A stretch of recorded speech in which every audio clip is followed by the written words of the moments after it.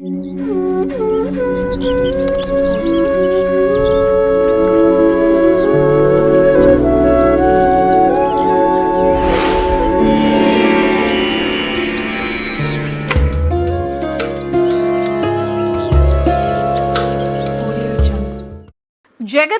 దైవానికి ఆధీనమై ఉంటుంది.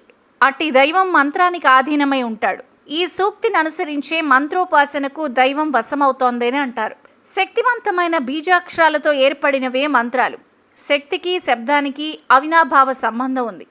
శబ్దంలోనిదే స్పందన. సక్రమమైన రీతిలో జరిగే మంత్రోచ్చారణ వలన మంత్రాలలో ఉన్న బీజాక్షరాలలో స్పందన కలిగి అద్భుతమైన మహాశక్తి ఉత్పన్నమవుతుంది. అది మన ఊహ కందనిది. ఆయురారోగ్యాల్ని, సౌభాగ్యాన్ని, దీర్ఘాయువును, శాంతిని, తృప్తిని ఇచ్చేదే మహామృత్యుంజయ మంత్రం. ఇది శుక్ల యజుర్వేద మంత్రం. శైవులు దీన్ని రుద్రాభిషేకంతో, వైష్ణవులు పాచరాత్ర దీక్షలో హోమ భస్మధారణ మంత్రంగా చెప్తారు.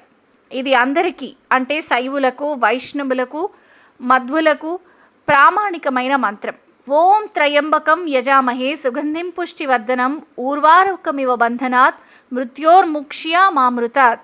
ఈ మహామృత్యుంజయ మంత్రాన్ని జపించడం వల్ల దైవ ప్రకంపనలు మొదలై మనలను ఆవరించే ఉన్న దుష్టశక్తులను తరిమి కొడతాయి. తద్వారా మంత్రాన్ని పఠించే వారికి ఓ శక్తివంతమైన రక్షణ కవచం ఏర్పడుతుంది. ప్రమాదాల బారిన పడకుండా ఉండేందుకు, దురదృష్టాల నుంచి బయటపడేందుకు మహామృత్యుంజయ మంత్రాన్ని పఠించాలి. ఈ మంత్రానికి సర్వరోగాలను తగ్గించే శక్తి ఉంటుంది. ఈ మహామృత్యుంజయ మంత్రానికి మార్కండేయ మంత్రం అనే పేరుంది. మార్కండేయుడు ఈ మంత్రాన్ని పఠించి మృత్యు నుంచి బయటపడతాడు. ఇంకా పరమశివుడికి రుద్ర స్వభావాన్ని సూచిస్తూ ఈ మంత్రం రుద్రమంత్రమని, ఆ స్వామి 3 కన్నులను సూచిస్తూ మృత సంజీవిని మంత్రమని పిలుస్తారు. ఈ మంత్రాన్ని త్రయంబక మంత్రం అనడంలో కూడా ఎంతో గూఢార్థం ఉంది. శివతత్వంలో 3కు ఎంతో ప్రాధాన్యం. ఆ స్వామి త్రినేత్రుడు, త్రిగుణాకారుడు, త్రియాయుధుడు, త్రిదళాలతో కూడిన బిల్వాలను ఇష్టపడేవాడు, 3 అడ్డురేఖలను నామంగా కలిగినవాడు, త్రిజన్మ పాప సంహారుడు, త్రిశూలధారుడు, త్రికాలాధిపతి, త్రిలోక రక్షకుడు. మరి ఆ స్వామి మంత్రాన్ని జపిస్తే మనకు రక్షణ లభిస్తుంది కదా. ఈ మహామృత్యుంజయ మంత్రాన్ని ప్రాతకాలాన్ని 108 సార్లు, ప్రదోషకాలంలో 108 సార్లు పఠిస్తే ఎటువంటి రోగాలు దరిచేరు.